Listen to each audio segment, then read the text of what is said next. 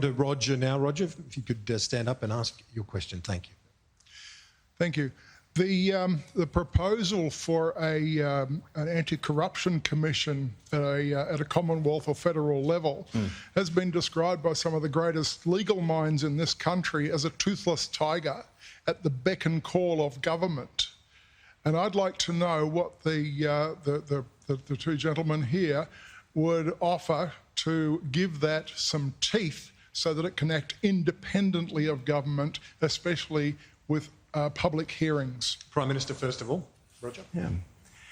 Our proposal for a Commonwealth Integrity Commission, let me start off by saying this: ensuring integrity right across the Commonwealth government, not just obviously politicians, of course, but right across the public service, because one of the differences between a Commonwealth government and a state government is that a state government, there are these commissions, they deal with gambling and they deal with racing and they deal with liquor licensing and development and many of those issues. And I'm sure you've seen many examples of whether it's at local government or a state government level where those issues have been the real subject of those sort of corruption allegations. At a Commonwealth level, you're dealing with things like immigration decisions and tax office and things of that nature. So there's a different set of issues you're dealing with. Our proposal for a Commonwealth Integrity Commission, which has 357 pages in legislation and a budget of $60 million, which is in the budget. We've already spent $50 million applying that to the Australian Commission for Law Enforcement Integrity, which they police the Home Affairs Department, the Federal Police, these sorts of organisations. That already exists to ensure that integrity is upheld in those important things. We have that legislation. It deals with criminal matters. It is not a kangaroo court. It is not something that is trying to trial people in the media. It's not about who your boyfriend is or things like that. I've seen these integrity commissions in my own home state of New South Wales, and I've got to say I haven't been impressed. And that's not the model I would like to see at the Commonwealth level. Okay, I would like to see a serious commission that deals with criminal matters.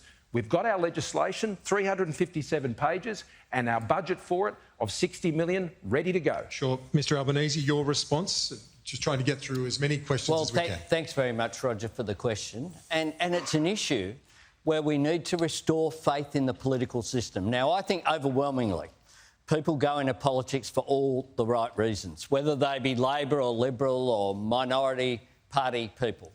But the truth is there's a stench around a whole range of issues in Canberra. When you have a block of land that was worth $3 million, that the government paid $30 million for it. When you have donations for a legal case that the minister at the time said he couldn't be transparent about where the money was coming from.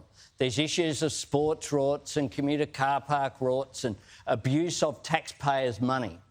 Now, what we need is a national anti-corruption commission with teeth, one which is able to control its own investigations. The government's model would have ministers determine whether they can be investigated or not. It needs to be independent, at arm's length. It needs to have the capacity to have public hearings if it deems that that is in the public interest, and it does need to have some teeth. And Scott is very critical of the ICAC. Let me say this about the New South Wales Anti-Corruption Commission. It has found both Liberal MPs and Labor MPs and ministers of all sorts of persuasions and mayors guilty of corruption. That's a good thing. That's a good thing. I want an anti-corruption commission that will hold the political system to account, because I believe in our democracy it's essential that people have faith in the democratic processes, and that's not there at the moment. Roger, thank you very much for that.